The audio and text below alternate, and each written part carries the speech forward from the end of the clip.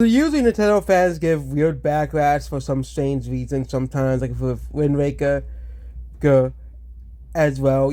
Super Paper Mario got backlash because it wasn't direct the files in your door, or Smash Bros. Ball being too slow. But one of the strangest backlashes was the revival of the Koopalings. I never got the backlash, never understood the backlash for the revival for them bringing back the Koopalings.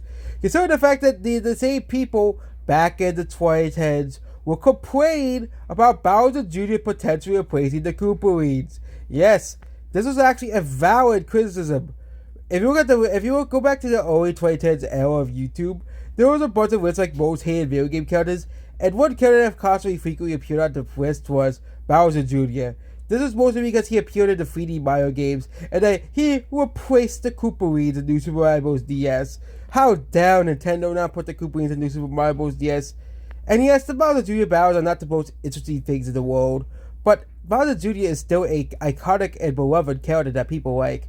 I think it's much easier for Nintendo to just use even though I know it's very lazy, but Nintendo's gonna have it much easier, especially if, like, for example, Mario Wonder only has like 4 worlds. Yes, I think that was part of worlds in Mario Wonder, but Mario Wonder only has like 4 worlds. So, and of course, if they want to go back to the New Super Mario Bros.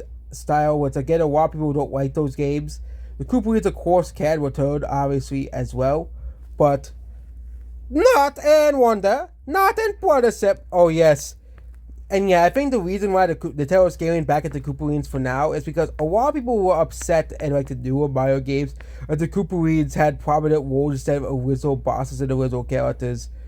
But again, Nintendo still refused to address the criticism of that and still made Bowser Jr. the boss instead. I think what Nintendo should do is have an original boss instead of reusing the Koopalings or Bowser Jr. for the millionth time as well. Also, the new Super Mario Bros. Games, Bowser Jr. and Koopalings are both bosses in those games as well. But yeah, I just wonder, would you rather have original bosses or have to fight the Koopalings for the 8th time? That's my question. And yeah, I thought they were pretty popular. And the Koopalings are pretty popular, but again, they're not as popular as Bowser Jr., obviously, which is why Bowser Jr. is in more games than the Koopalings. Also, Bowser Jr. is one character. The Koopalings are 1, 2, 3, 4, 5, 6, 7 characters that they have to design an anime for.